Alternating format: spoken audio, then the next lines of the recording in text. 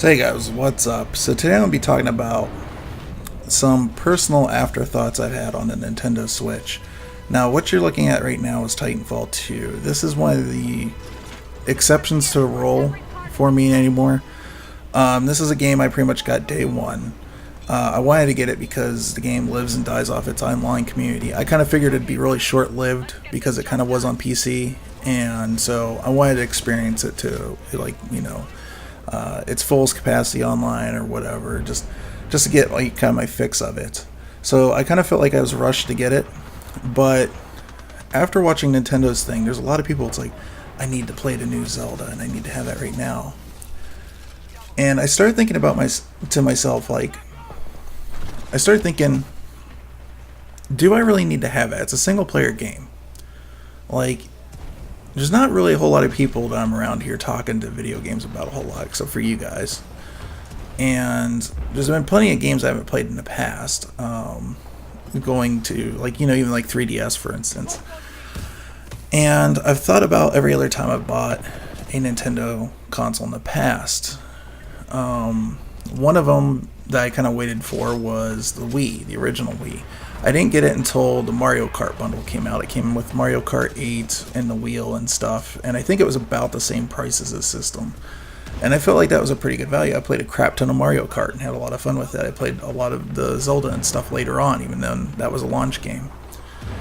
And I'm kind of having similar feelings about this one. Now, systems I did buy into a lot of Nintendo systems was GameCube I also got later. For some reason, a lot of home consoles I always ended up getting later. But the handhelds, the 3DS, the original Game Boy Advance, the 3DS, I bought all those very close to launch. And every single time I kind of felt burned. With the original DS, the DS Fat, as a lot of people call it, and I'll put a picture of it up here. It had a very kind of big structure to it. It was cool. It could play Game Boy Advance games and stuff like that, but it had issues. I mean, it had backlit screens that were, even in the dimly lit room, looked a little bit too dark. And that thing, I remember trying to take that thing out to like the gun range with me and stuff when I was in the army, and it was just like even too dark to even see, just like in normal outdoors, even if it was like overcast or something like that. So I kind of felt burned, and then they finally came out with the DS Lite, and that was such a better system compared to past ones that I kind of felt like I kind of got screwed a little bit. And it was also at a lower price too, which is kind of crazy. Then the 3DS came out, and the 3DS was really cool, and I thought they'd learn their lesson with a lot of designs and stuff. And then the 3DS also came out $250, and then people didn't pick it up, and then they lowered the price to, I think it was $180. It was significant, and it was only after like 4 months of the system being out, because it just wasn't, flying off the shelf or anything like that. And I kind of felt burned. We got our 10 free games, which really didn't honestly cost Nintendo anything. And that system actually had a design flaw, at least for me it did. The little rubber stoppers that were supposed to keep the top screen and bottom screen for touching didn't work. And the bottom screen, like the edges of it, after, and the hinge wasn't super tight, so it would like wobble a little bit. And it caused scratches on the top screen. I sent that thing in twice to Nintendo, and they were pretty good about repairing it, but it was just a design flaw that the system had that you couldn't get rid of. It was always going to be there. And so I decided to sell it, and I got a Vita. And I was pretty happy with the Vita for a while until it stopped getting support. And I think I sold that for like an i5 or something like that. And the point being is, every single time, and that rope-in I just did was pretty awesome. I love that. But every single time I get a Nintendo system early, it seems like I get burned a little bit.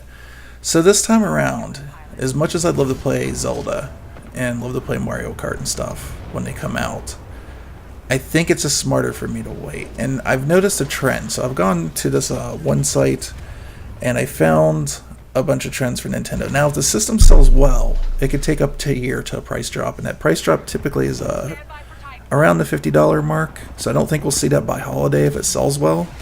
But if it doesn't sell well, what I've found is with Nintendo systems specifically, it seems like every time a system comes out, and the sales don't have to be bad, but they don't have to be, like, the only time they kind of put off on a price drop is if the system's doing really stellar, and I don't really see that with this system. I just don't think there's enough software for a lot of people to support it. And so I think could have good sales on it. I just don't think it will be stellar. And so there's a real possibility, going back and looking at a lot of prices of the N64 and a lot of stuff, that we could have $50 price drop within 6 months. Like the longest one I've ever seen on a Nintendo system is the Wii, and the Wii sold incredibly well. It was like one of Nintendo's best-selling systems. It originally launched in November 2006 at $249 and didn't get a $50 price drop until September 2009. But if I go way back to GameCube launched, and the GameCube sold alright. It wasn't like super great though. But GameCube came out in November 2001 at $199. By May of 2002, it had already been dropped down $50. So I'm not saying that the Switch is going to be that way. The Switch could be very much another Wii. It's such a different system. I couldn't even tell you. I can't call it how this is going to go for Nintendo. But right now, from what I'm saying and what I want at the game library and what's available, there's not a whole lot I want to really play or really need to play right away. So I think I'm going to hold off. So instead, what I was started thinking about is, if I'm going to invest in a Nintendo system, going back to that 3DS and the issues I had with it, when I bought it, there wasn't a lot of games on that either. And so I would like get a game like Star Fox, I'd get a game like Zelda Ocarina of Time or something. And a lot of these are games I've already played before. And I started thinking, wow, it's been a lot of time, and I missed out on this other Zelda, what was it, Link Between Worlds, which is like sort of a pseudo-sequel, pseudo-sequel to Link to the Past, which is one of my favorite Zeldas of all time. And I never played it. I didn't have the 3DS. So they have this newer 3DS. The slowdown issue has been fixed by putting better processors in there. The 3D effect is apparently fixed with the 3D eye tracking camera, whatever they have in there. And a lot of people say this 3DS is really, really good. And the price is lower. It's got a huge library. So I think instead of a Switch, I'd be smarter to put my money into a 3DS. And then, of course, there's backwards compatibility, the original DS games on that thing, too. So there's a huge library there, like old Castlevania games and stuff that I'd like to play. And, yeah, it's just like... And honestly, like the 3DS, when I look at the Switch and I look at the 3DS, I'm looking at this one, it's the Super Mario 3D Land. And I don't really care about the cover that comes with it, but the secondary cover, I'll try to find a picture of it. I think that thing looks sweet, and it's got a lot more character than the Switch does right now. So... I think I'm definitely going to hold off at least until holiday, or more possibly next year, to see what happens with the prices of the Switch, to see if there's any redesigns of it, what kind of issues people might have. There's a lot of things we don't know about this yet. I don't know how they're going to handle online 100%. I don't know how they're going to handle Virtual Console. There's a lot of questions on this. It does sound like Virtual Console games that you get on other systems like the Wii U and 3DS is...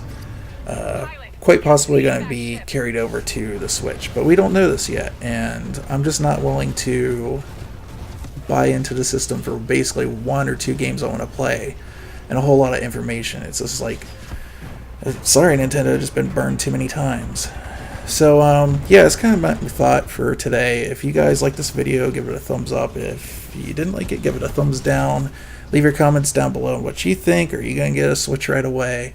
Why did you come to that decision you're going to get a Switch? And tell me if you think I'm nuts for waiting. I don't know. But yeah, I will see you guys in the next video.